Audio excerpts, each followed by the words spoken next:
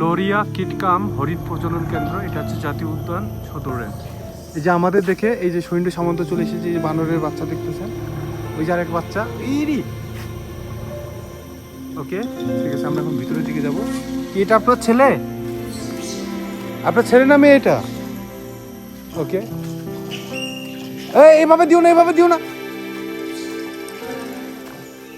এই যে আমাদের বিস্কুট নিয়ে আসছিলাম, এই যে বিস্কুটের প্যাকেট নিয়ে এরা খুব খুশি, মোটামুটি খালাস করে ফেলছে।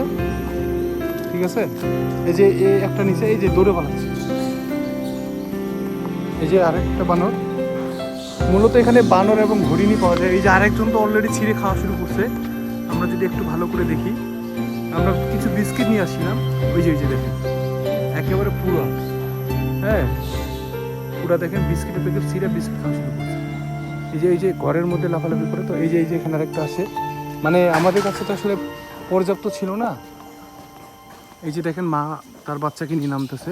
এই যে আরেকটা বাচ্চা বানরের এখানে, এই যে ওই যে আরেকটা বাচ্চা। এই বাচ্চাটাকে কোনো কারণে হয়তো মারতেছে, হয়তো একটু মাকে খেপাই ফেলছে, তারপর আবার আদর করতেছে। এই যে এখন এই যে আদর করতেছে আবার। এটা হচ্ছে লহরিয়া প্রজনন কেন্দ্র। এই যে বানর, এখানে আবার বানরের মূর্তিও আছে। আমরা দেখতেছি এখানে কর্মরত মানুষদের জন্য রুম রয়েছে, আলাদা রুম।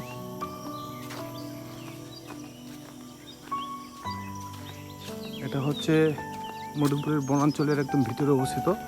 তো বাইরে বানর সব জায়গার জন্য উন্মুক্ত এখানে। শুধুমাত্র এই যে ভিতরে আপনারা যেটা দেখতে পাচ্ছেন, এটা মূলত হচ্ছে হরিণের প্রজনন কেন্দ্র। যদি বলা হয় যে আসলে এখানে হরিণ অনেকগুলো রয়েছে, তবে এখানে এসে হরিণ দেখতে পাওয়াটা আসলে সৌভাগ্যের ব্যাপার, কারণ সব সময় এখানকার হরিণগুলোকে দেখতে পাওয়া যায় না। আমি সর্বশেষ গতবার যখন এসেছিলাম, আমি এখানে হরিণ দেখেছিলাম, দূর থেকে দেখেছিলাম। তো অনেক বড় এরিয়া, তো যে কারণে হরিণগুলো সাধারণত একদম একদম এই বাইরের দিকে খুব একটা আসে না। এই যে আমরা যদি দেখি, এটা হচ্ছে লহরিয়া হরিণ প্রজনন কেন্দ্র, এবং এখানে প্রবেশ সম্পূর্ণভাবে নিষিদ্ধ। তো আমাদের বলা যায় যে একটু আবহাওয়াটাও একটু খারাপ আজকে, এবং সে কারণে হয়তো আমরা আজকে ব্যাড লাকিলি আমরা আজকে হরিণ দেখতে পাচ্ছি না। এই সাধারণত ওই যে ঘর দেখতেছেন, সেই ঘর, হ্যাঁ, বা এই আশেপাশেই মূলত হচ্ছে হরিণ দেখা যেত। এবং ওই যে ঘরটা দেখতেছেন, ওই ঘরের মধ্যে যদি আমি বলি, সেই ঘরটাই মূলত হচ্ছে খাবার ঘর, অর্থাৎ এখান থেকে যে খাবার সরবরাহ করা হয় সরকারিভাবে, সেই খাবার হচ্ছে ওই ঘরের মধ্যে দেওয়া হয়, এবং যখন খাবার দেওয়া হয় তখনই মূলত হরিণগুলো এই খাবার ঘর পর্যন্ত আসে, এবং যে কারণে আমরা তখন হরিণগুলো দেখতে পাই। কিন্তু আমরা আজকে খুব অসময়ে এসেছি, যেখানে আমরা হরিণ দেখতে পাচ্ছি না। তো মূলত এটাই হচ্ছে লহরিয়া ইকো পার্ক, লহরিয়া হরিণ এবং বানরের প্রজনন কেন্দ্র। আমরা যখন শুরুতে ঢুকছিলাম, আপনারা দেখেছেন যে এখানে বানরদের হচ্ছে তাদের সবগুলোরই মোটামুটি বাচ্চা হয়েছে, এবং তারা এখানে অনেকটা সেফ।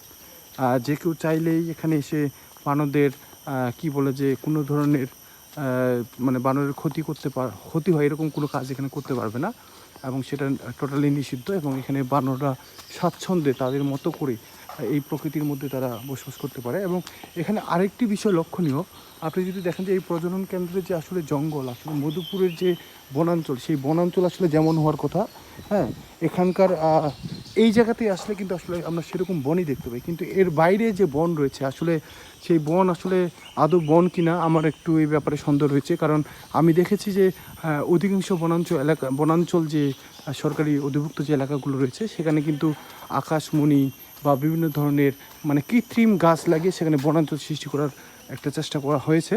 তো আসলে প্রাকৃতিক বন আর হচ্ছে কৃত্রিমভাবে তৈরি করা বনের মধ্যে অনেক পার্থক্য। যেমন আমরা যদি দেখি, এই যে দেখেন, এখানে দেখেন আমরা আরও কিছু বানরের বাচ্চা দেখতে পাচ্ছি।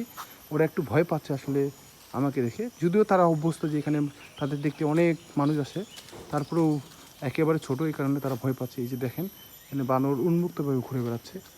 এটা মূলত হচ্ছে এখানে যারা চাকরি করে তাদের জন্য কোয়ার্টার। সো এটাই আর কি। এখানে মোটামুটি একটা মনোরম পরিবেশ, আপনি চাইলে ঘুরতে আসতে পারেন। তবে সবচেয়ে একটা কঠিন বিষয় হলো যে এই বৃহৎ এই যে রাস্তাটা আপনারা দেখেছেন, যে রাস্তা দিয়ে আমরা এই লহরিয়া কৃত্রিম প্রজনন কেন্দ্রে এসেছি।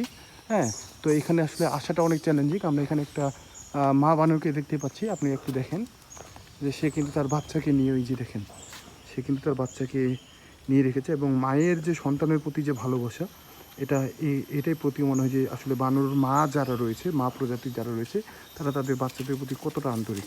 আমি এর আগে যখন এসেছিলাম, এই যে আমরা যে বিস্কুট দিয়েছি, এই যে দেখেন লাট সাহেব এখানকার, সেই বিস্কিটের প্যাকেট ছিঁড়ে বিস্কুট খাওয়া শুরু করছে।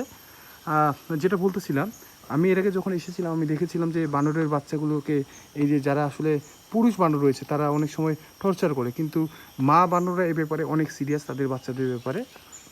এখানে অসংখ্য বানর রয়েছে, চারপাশে অসংখ্য বানর রয়েছে, এই যে দেখেন তারা উন্মুক্তভাবে ঘোরাফেরা করে এবং তারা মনে করে যে মানুষরা এখানে আসবে তাদের দেখতে, তারা তাদের জন্য খাবার নিচ্ছে, যেমন আমরা নিয়ে আসি।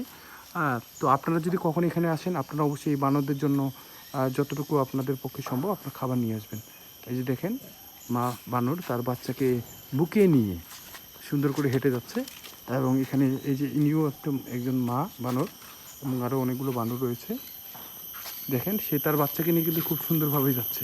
তো এই ছিল আমাদের লহরিয়া পার্কের আজকের সর্বশেষ অবস্থা। আমরা এখন বের যাচ্ছি কারণ আকাশের অবস্থা খারাপ, খুবই খারাপ, এবং আমাদের এখানে বের হতে হচ্ছে। আসলে আমরা অত্যন্ত ব্যথিত এই কারণে যে আসলে আমরা বানর দেখতে পেলাম না। মূলত এই রাস্তাটা শুরু হয়েছে দোখলা থেকে, এদিকে হচ্ছে দোখলা, আপনাকে মধুপুর হয়ে প্রথমত 25 মাইলে আসতে হবে।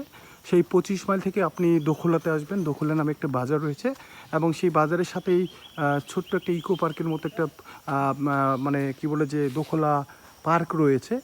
সেই পার্কের ভিতর দিয়ে মোটামুটি বলে যে আদিবাসী অধ্যুষিত এলাকা দিয়ে একদম ভিতরে এই রাস্তা দিয়ে আপনি আসবেন। তো এটা হচ্ছে দোখলা থেকে আসে, দোখলা থেকে মোটামুটি 1.5-2 কিলোমিটার হবে।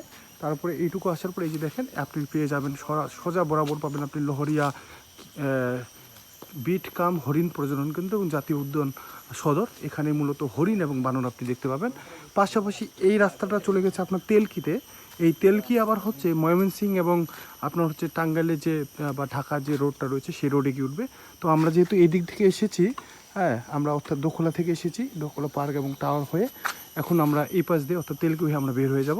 তো এই ছিল আমাদের জন্য একটু হতাশাজনক যে আমরা বানর দেখতে পাই না। এই যে আমাদের ভুরিওয়ালা চণ্ডী, ঠিক আছে, সে আজকে আমাদের সব জায়গায় নিয়ে যাচ্ছে, এই আর কি। ঠিক আছে, তো থ্যাংক ইউ, আবার আসবো। আমরা বিশ্বাস করি এরপরে আমরা আসলে এখানে অবশ্যই আমরা বানর দেখতে পাবো এবং আপনারা যখন আসবেন অবশ্যই বানরদের জন্য এবং হরিণকে তো খাওয়াতে পারবেন না, এমন একটা টাইম আসবে যেন হরিণকে দেখতে পান এবং বানরের জন্য খাবার আনতে ভুলবেন না। থ্যাংক ইউ সবাইকে।